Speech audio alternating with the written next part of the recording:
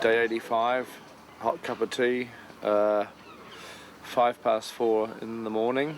It's a night shoot, and we're shooting in the New York streets. One of the great things about making a film in this period are the cars. I mean, it's a great age for vehicles, 1920s, 1930s, and I don't particularly know much about cars. I'm not a petrol head, as we call them down here, but we have some great people like Jeff Ray, who has been organising all the vehicles for us that we're using in the film. We had to create taxis, military vehicles, police vehicles, and civilian vehicles, and it was easy to do that really because there's a lot of those cars around still. Amazingly, in New Zealand there's still a lot of vintage cars.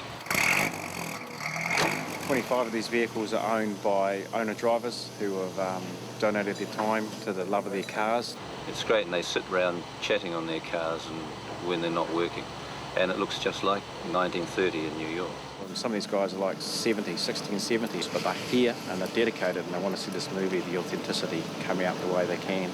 This is my 1919 Hupmobile. It's really nice to be on the streets of New York with it because it's exactly the kind of environment that a car like this would have been part of. It wouldn't have been new then, it would have been 14 years old in the time depicted by this movie, which means it would have been owned by somebody either poor or who had been wealthy, fallen on hard times, lost all his money in the crash. It's quite amazing that these cars are 80 to 90 years old and some of them are just absolutely nuts and bolts and nothing left, no running gear, and these team of mechanics have managed to rebuild these cars and make them go.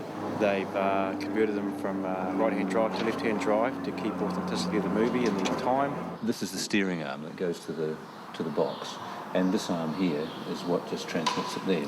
This arm here has to be taken and put on the other side. This is going to be a parked car because it's too far gone to resurrect. This is what was left of it when they pulled it out. And a day and a half later it is on the trailer over there ready to be used on site. Yep, we've just had a fault on the generator. It's not driven off the fan belt, because in the early cars they didn't. They actually drove it off the timing chain that runs the valves in the motor. So we've whipped it out, done a temporary repair, just putting it back in. We're about to put the battery back on, crank it over and see where that generates.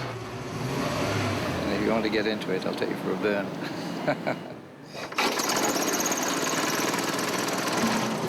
Imagine getting out of a horse and buggy into this is like getting into a spaceship. 1933, no road rules. None of the cars have got indicators on them. Now, before the advent of electronic indicators, we had this hand-operated one. Right turn, stop. We're getting used to now driving on the right-hand side of the road, aren't we? Which is a bit awkward because you have to think about going across to the opposite side of the road. When we leave here and go home, the hard part is now then to keep on our left-hand side of the road, isn't it? That's me there. Model T behind. I was behind Model T. Was I Your here Model T somewhere? coupe was there. Yeah, it was up there. I leave it to these guys. Yeah, there was nothing on that corner. A lot of driving in circles and backwards and forwards and resetting, but we're getting the hang of it now. Cabs on the move. Best thing about this car, mate, came from New York in 1930, and now it's gone back to New York, 2005. It's amazing, eh? Time travel, thanks to Peter Jackson.